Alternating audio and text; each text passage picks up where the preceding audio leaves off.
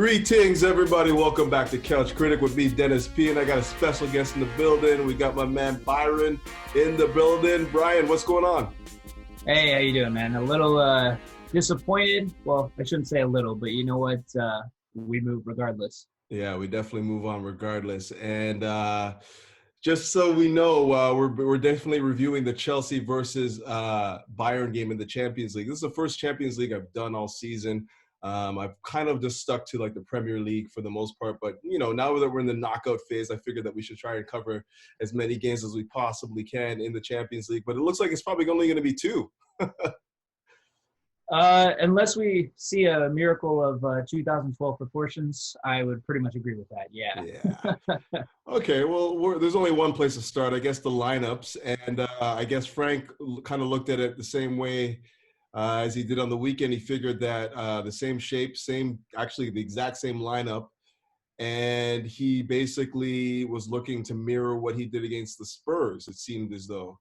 And we saw Alonso at left wing back with three at the back, and then Alonso at left wing back. We saw Reece James at right wing back, and then we saw the three the three center mids, or three center backs being Christensen in the middle in the libero role, and then we had Rudiger and Azpilicueta flanking him.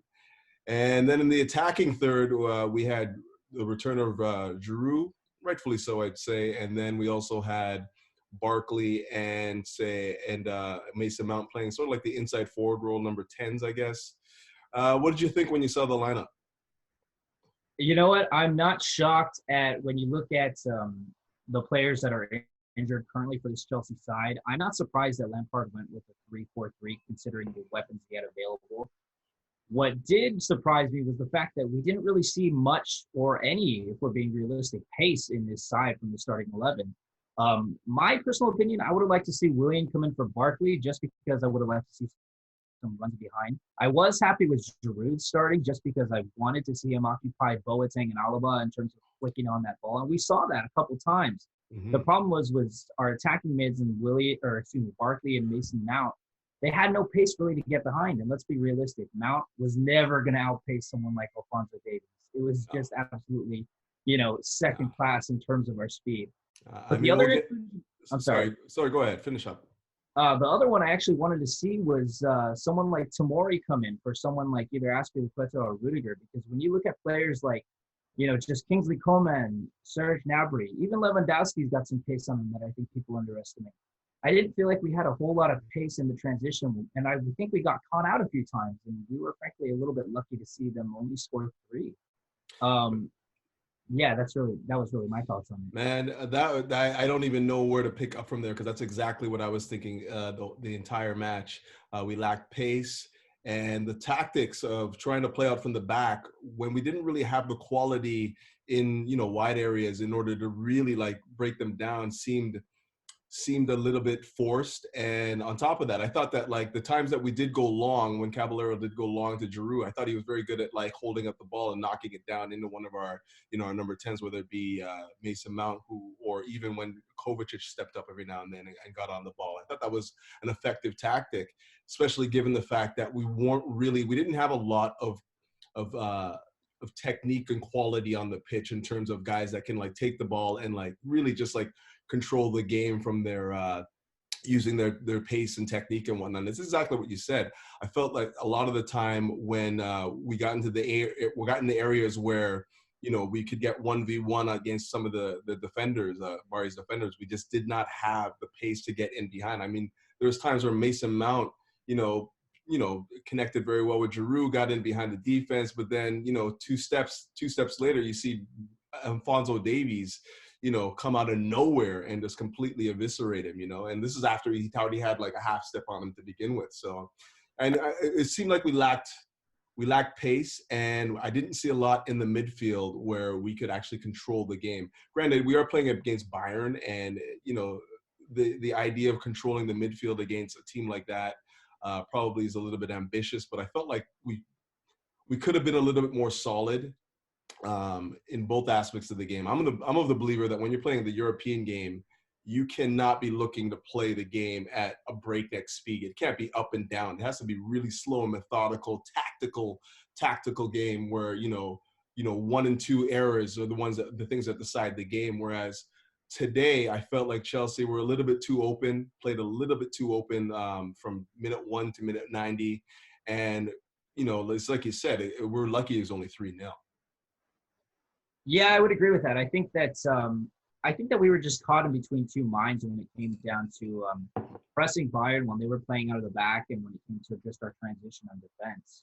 One of the things that really irritated me today was watching when Bayern would play through their back, Jorginho was pushing way too high. And the problem with that is that leaves just one player in that central midfield, which is Kovacic, who, by all accounts, played fantastically. But the problem is when he's by himself, one of our three center backs has to compensate in order to press forward, meaning that players like Coman, players like Gnabry can get in behind.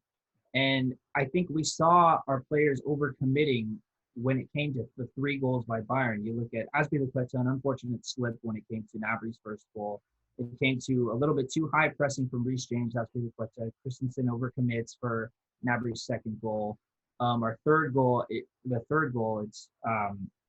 sort of the same deal. I mean, it was just 3, not even essentially easy tap-ins, not even brilliance when it came to their finishing that really undid us today. Just overcommitting, not realizing where we needed to occupy our defensive spaces. And that's really what allowed Bayern just to come in and absolutely walk away with, an enormous advantage from the first leg. I mean, the idea of just pressing in a European Cup tie, at this level, just seems naive to me. In that as soon as a team like Bayern, who can pick you apart with passes, eviscerate you in like the possession game, why are we looking to advance the midfield to engage higher up the pitch? It just left so much room in behind. It's like exactly what you said. Like I thought Muller had all sorts of room in front, right in front of the defense and the midfield, where he was able to roam freely a lot of the time, and a lot of that had to do with like the tactical naivety of not having a compact team.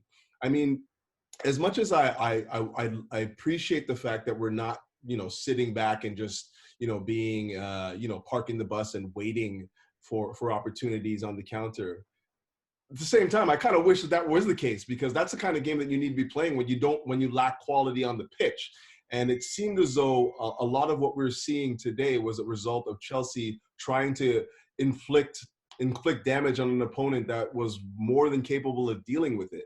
I mean, wide areas, it looked like in the first half, the game plan for Bayern was basically trying to isolate Marcus Alonso on the left flank and get Koeman running at him. And as much as it didn't really hurt us, it still seemed as though we were very much vulnerable to these wide areas in particular. And, as much as I love Reece James, I thought he got done more than a few times today. More than a few times, He looked anonymous. I would absolutely agree with that. The one thing that I noticed was just it came down to really a midfield battle. And as good as Kovacic and Jorginho are in terms of being in sync, it became a numbers game. I noticed that we didn't really have a whole lot of overlapping unless it was a counter from Reece James and Marcus Alonso. And oftentimes it became a battle of 2 against 5 when we saw Muller, Gnabry, and Coman kind of coming a little bit more central, a little bit more deeper. And we were just losing the ball almost from minute 1. It became we got a little bit more comfortable as the game went on, and we saw a little bit more playing out of the back in terms of being able to beat their press from Kovacic, especially because he's so good and just so natural. Mm-hmm. But we really did struggle when it came from trying to beat their press and just from attacking. It was interesting. It almost seemed like Azpilicueta and Reece James were interchanging with their positioning. I often saw Azpi making runs on the overlap as a center back. And I thought that was sort of an interesting play from Lampard. I'm not really sure where he was going with it, but I just felt like we were being pinned and we were isolating our midfielders, and we weren't exactly creating numbers in that midfield portion. And we almost didn't know exactly where our positioning was supposed to be. It seemed naive, and we saw that even against the Tottenham game, where you would see Azpilicueta overlap in wide areas and Reece James would tuck in, and it worked effectively because we were overloading that side of the pitch where they were weak. Against Bayern Munich, when you have David Alaba in center back, you have Davies and also Gnabry on that flank, who are all working very hard with each other. I think it's a little bit too naive to be playing with that sort of tactic. And for me, I don't know if you noticed it, but I was of the impression that as much as it looked like we're trying to play a 3-4-3. It looked more like a 5-2-2-1. And Mm-hmm. and for me, again, the flanks were widely exposed the entire game, and where we could have been more solid in the middle, we just didn't have any runners there. Like Reece James and Azpilicueta were being pushed way, way, way too far back. And then on the other side, I mean, for as good as he is as a wingback in certain games, I don't know if Alonso is the type of defender that, if you're thinking about like you're gonna have to soak up pressure and really really defend and be solid in the back, I don't know if he's the guy that you want at left wingback. And I felt like he got exposed more than a few times in the first half, and then as much as most of the damage came down the right flank in the second half, I just feel like we were just so wide open. It didn't matter where they were attacking. They were able to get numbers forward and get right into the teeth of the defense with very little resistance. Outside of maybe Kovacic, I thought our back three, man, I really, really would have liked to have seen somebody like, I don't know, Tomori flanking Christensen, Tomori on the side where Azpilicueta was, and maybe even Rudiger. Even though he had a poor game, I really feel like we lacked athleticism in that back three, and it probably would have made more sense to play Azpilicueta at left wing back. I know he hasn't really played there at all, but just for the solidity of the squad, I didn't really see the point in having him as a center back, contesting guys like Muller and of course Lewandowski. And I was just hoping to be a little bit more solid defensively, and then look to spring on the counter with somebody like Willian, or I don't know. Again, we're lacking in numbers. It's hard to say exactly what would have been the answer, but most importantly, would have been important to keep them off the goal scoring sheet, keep a clean sheet, or keep the tie alive, rather than be all cavalier, get down the pitch with numbers, and then leave ourselves exposed at the back time and time again. Yeah, a couple of interesting points there. I think we struggled mostly was just we were too timid, and it's okay to expect that from players like Mason Mount, who I don't think had a fantastic game. Players like Reece James, who I think struggled to make an impact and really make himself known.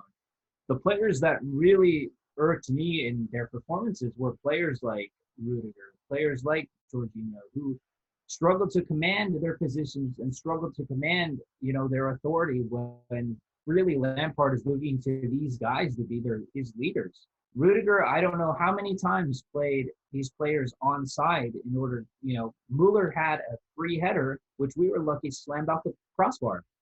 Rudiger played in Gnabry for, I believe, his first 2 goals. Azpilicueta, okay, he had an unfortunate slip, but he's also overcommitting way too much and allowing, players like Lewandowski to run in behind. I don't blame Christensen too much I thought Christensen had a pretty decently solid game up until that second goal when he, overcommitted, slid in and let Alphonso Davies run in behind. That's what it is. And allowed to play Lewandowski in for a tap-in. I actually, I will say this. I'm not Alonso's biggest fan by any stretch of the imagination, but I think he played an okay game. The problem was he just got done by VAR, and which I found to be a really ludicrous decision. Crazy decision in the European Cup tie. I mean, not even so much as I just feel like the first half, even though we weren't punished, I feel like they were really picking on him with Coleman down that flank. Like, there's so many times the release pass was onto that particular flank, and he was isolated time and time again. And granted, we didn't get punished, but I just felt like that was where they were looking to attack. It was like really an area where they were looking to inflict some damage. Again, the first half to me it wasn't pretty, but we were still in the tie. And at that point, I felt like there was an opportunity for Chelsea to like just close the door, slow down the game a bit, and just control it a bit more. And again, you're right. We don't have necessarily the experience to see out ties like that. We got a young squad still, but it was weird to see the guys that you expect to be the leaders and the veterans make the biggest mistakes on the pitch. And I mean, that may just be speaking to the quality that we have in the squad right now. We have guys that we're considering to be leaders and you know, strong veterans that are making the biggest errors in the biggest games in of the season. So yeah, it's unfortunate. I mean, it's not unexpected. I really didn't expect us to get, you know, I didn't expect us to get eviscerated. I expected us to be in the tie, take it back to Bayern and see what would happen. But it seems as though, once we get our heads down, it's very hard for us to pick ourselves back up and, kick on and find a way to get back into the match.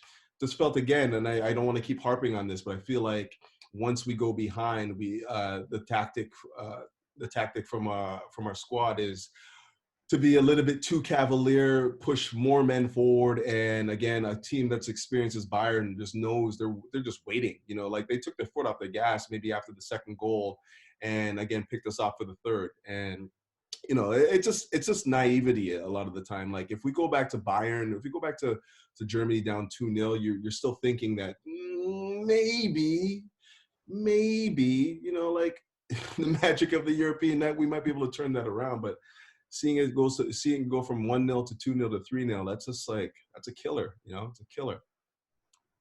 I think it just speaks to where Bayern are in terms of world football as opposed to us. And I don't necessarily mean that as like a disrespect to our team.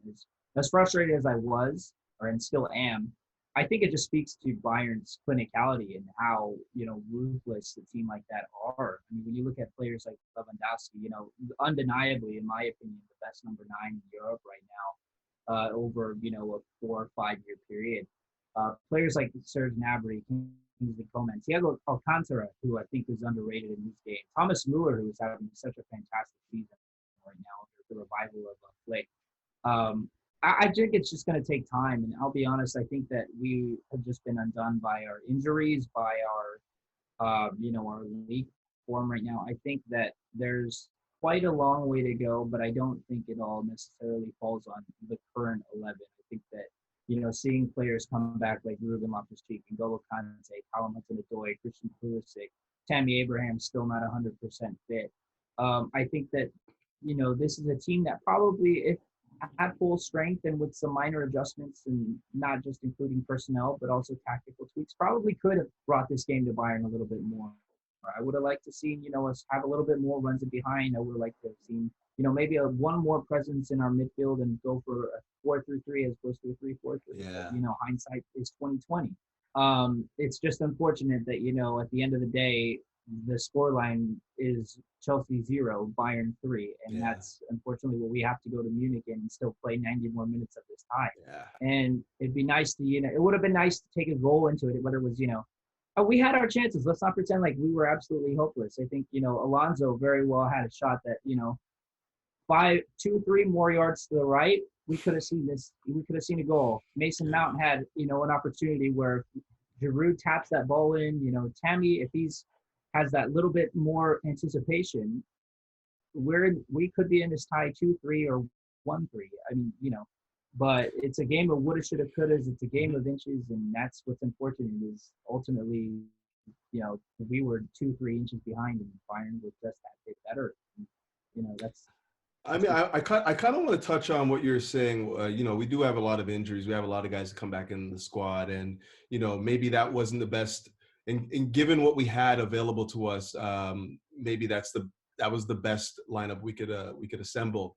What I do want to touch on is, having said that, okay, so we know what we have in reserves. We're probably not at our strongest. So this is where I feel like the tactical naivety comes in. Like, so is it to our advantage to be more on the front foot in that respect, or is it more to our advantage to sit back, absorb pressure, and just be compact, knowing that we don't necessarily have the full strength squad, leave the tie open, until we have a few more bodies back, even N'Golo Kante for God's sakes, just to help soak up some of that pressure. I just felt like there was no real consideration for the talent that is on the pitch with Bayern. and the shortcomings that we have within our squad right now. And I feel like that is something like, again, I'm new. I don't hold anyone in high esteem. I'm about the badge 100%.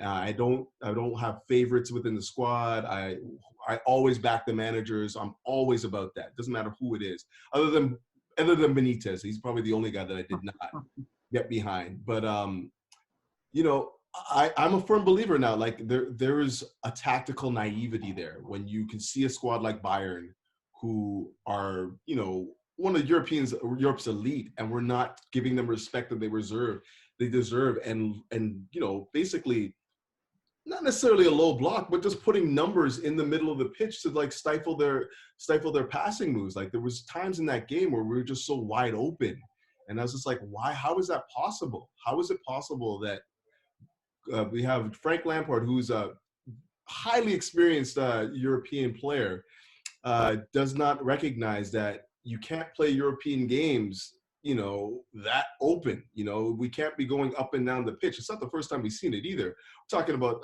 the game against Ajax, where it was like 4-4. It was the exact same thing, you know, where we're just up and down the pitch. Oh, there's no cohesion within the squad. And this is kind of where my bone of contention lies. I just want to see Chelsea show that they understand what kind of what game they're in. What are we trying to achieve right now? What are we trying to get across? Like a game like that, it should have been, okay, guys, we got to soak up pressure. We got to be compact. We got to look to break on the counter and look to get you know, 1 and 2 opportunities there. But the attention to detail is where we need to be focused. And it just didn't look like any of that. It looked like we were playing against Bournemouth, you know, and it's just like, I don't know. That's where my frustration lies, I guess. I think you're right, but I also think that the thing we have to remember here is that Bayern are unlike most teams in world football, where if you try and shut down one area of the pitch, you're going to get punished by the other areas open. Let's be realistic. If we have Lewandowski in the center, and behind him is Thomas Müller, and behind them are Javi Martinez and Thiago Alcantara. Just outside of them are Gnabry and Coman. Okay, let's compact the center of the pitch. Okay, now we're going to get undone by Alphonso Davies, which we kind of did. And I mean, you know, it's like you compact the center, we give them the outside. Okay, well, they're just going to ruin us from the outside. And if we try and, you know, give them the center, they're going to outplay us in the center. I think it's definitely, you know, a case of pick your poison. I think it's a case of where do they have the least likely opportunity to hurt us? And I think we kind of saw in the first half us give them the flanks. They played a little bit more towards Alonso and Rudiger, like you were saying. And then they kind of played a little bit more towards Alphonso Davies on the outsides. And we sort of tried to just play the ball through the center to get it up the pitch, but we tried to play them out towards, you know, their fullbacks in order to attack us. And I think that's why they struggled. How many crosses did they have that didn't reach their target? But ultimately it came to, I think we got a little bit too ambitious in the second half. You know, we said, okay, we're struggling to play the ball out. We're not really having a go at them as much as we're being timid. Let's have a go at them. And I think we kind of did that in the first 3 to 4 minutes. Unfortunately, they scored immediately after that of the second half. And after that, it became us chasing the game, us getting caught out a little bit more, a little bit too anxious, a little bit too eager. And that's what brought Bayern, you know, a little bit more, you know, directness. And they were able to see, okay, now we can make runs in behind. Now we can start to play passes in where these center backs are stepping too high. Reece James is a little bit too wide. Azpilicueta is trying to reach in and, you know, stop that ball from Gnabry. You know, Rudiger, same thing with Coman or eventually Coutinho. And I think ultimately that's what undid us, was the fact that once we were behind, we just started chasing. Yeah, but that to me just speaks to the naivety in the squad. Like, again, like that's exactly what I'm speaking to. Like, the tie is still sort of open at 2-0. The tie is still very much open at 1-0. And I feel like we allowed them, we allowed it to get away from us, you know. But again, where do we go from here? Like, what's the next step? We got Bournemouth on the weekend, and you know, we got to pick up the squad now. Like, I mean, I said online today, I was like, yeah, it's like, forget Champions League. We gotta qualify for Champions League. You know, like, Yeah, you yeah. know what I mean? It's crazy, but that's the reality of the situation right now, right? So what are you seeing going forward at this point? Well, we've got 11 matches left in the league. We are, I believe, we have a gap of 3 points between fourth and fifth. It's, thankfully, we are still in control. We could be in a lot worse positions, and frankly, we probably should be in a lot worse positions considering Fair. our league form. But I think that we have an opportunity to kind of look at where we are. We've still got the FA Cup, albeit against Liverpool. Uh, After that, and after this next round with Bayern, all we have to focus on is really the league. And we got 11 matches to, bring back players like Hudson-Odoi and Pulisic if they can stay fit. Hmm. Ruben, was in the squad against Spurs, not today, but, I think he's a little bit closer to making a return, which would be nice. I'm just, hoping that we can figure out a way in order to make this team, solid enough to get the business done. And that might take, a little bit more focus, a little bit less fluidity, a little bit straying away from, the ideal tactics. But if that means, kind of putting your head down and getting the job done, I'm absolutely for it. I'm absolutely for, abandoning any sort of idealism and just focusing on practicality and just Me too. getting these 11 games done.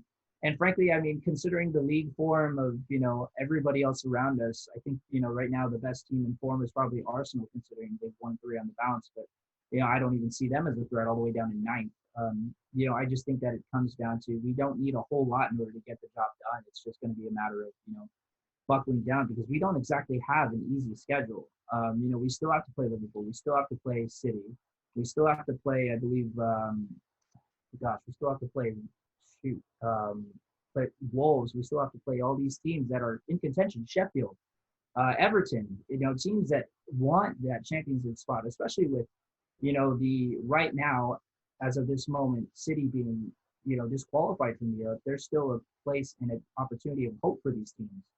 So I definitely think it's going to come down to we have to figure out a way to get these injured players back in the squad, get ourselves some rotations, some, just practicality in terms of finishing the season.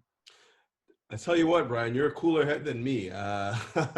You're a much cooler head than me, and I echo everything you said. I agree with you 100%. We just got to find a way to get over the line at this point. But tell us, I know you got the London, the LA Londoners pod, but tell us where we can find you and what you've been up to. Yeah, man, it's been kind of a interesting few weeks for me. Just trying. I'm frankly still a full-time student, full-time worker, so taking a few weeks off the podcast. But yeah, you can always follow me at Bryon James. That's Bryon James _ on Twitter, and it's usually when I'm doing most of my activity there. You are a cool head, man. I really enjoyed talking to you about Chelsea. You know what you're talking about. It's clear. And everything that you said, I honestly, I had nothing to really counter because I agreed with a lot of what you were saying. And let's do this again, man. And long may it continue, Yeah, I really appreciate you having me on, man. It was a real pleasure. Thank you so Yeah, much. man. Let's do it I've been again. out for a disappointing match like this. It's fun to talk and fun to kind of vent and analyze exactly what went wrong. So I appreciate it. Yeah, we'll do it again, man. But until then, keep the blue flag flying high and up the Chelsea.